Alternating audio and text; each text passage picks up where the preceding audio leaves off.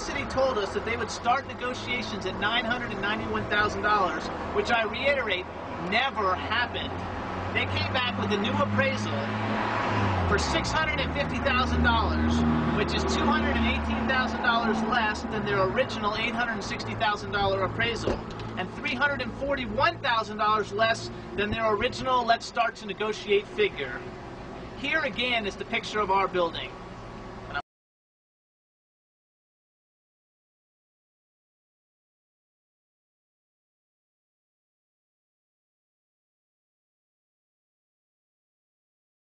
Now I'm going to show you the buildings that the city says are comparable, meaning has approximately the same value as our building. They're saying these buildings have the same qualities and characteristics as our building, and that on average all of them are worth $650,000. This is the first one here. As you can see, this $650,000 valued property has virtually no parking, no privacy, no gardens, no area for outdoor concerts, no place to shoot movies and music videos, no manager's quarters, nothing. This building doesn't have a single characteristic as our building, and it's all run down. Basically, it's a dump.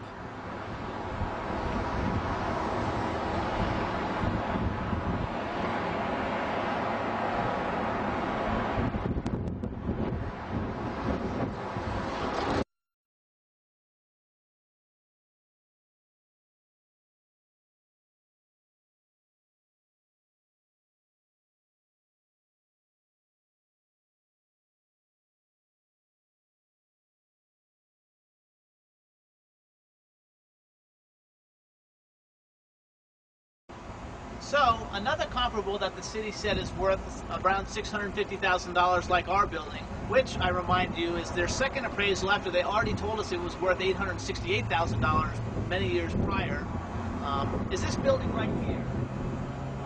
As you can see, this building, to get to it, you have to drive down an alley.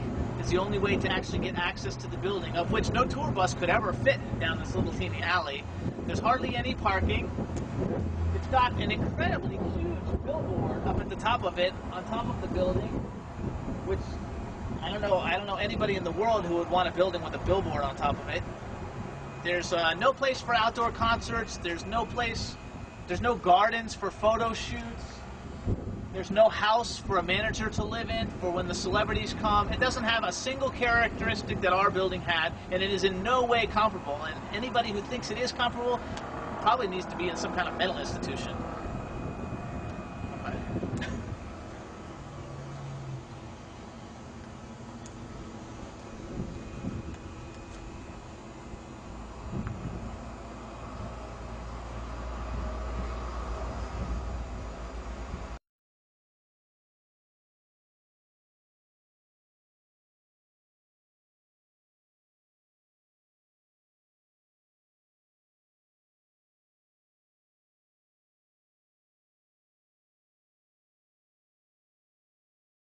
This is another comparable that the City of Pompano Beach Community Redevelopment Association used in their analysis of value for our building.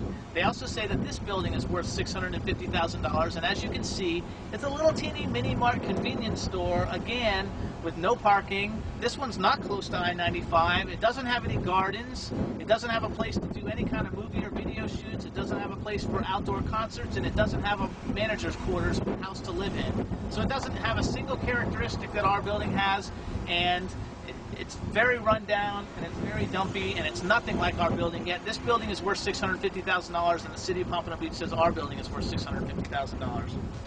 As you can see, all of these buildings that I've shown you are so significantly inferior to our building that they should not even be mentioned in the same sentence.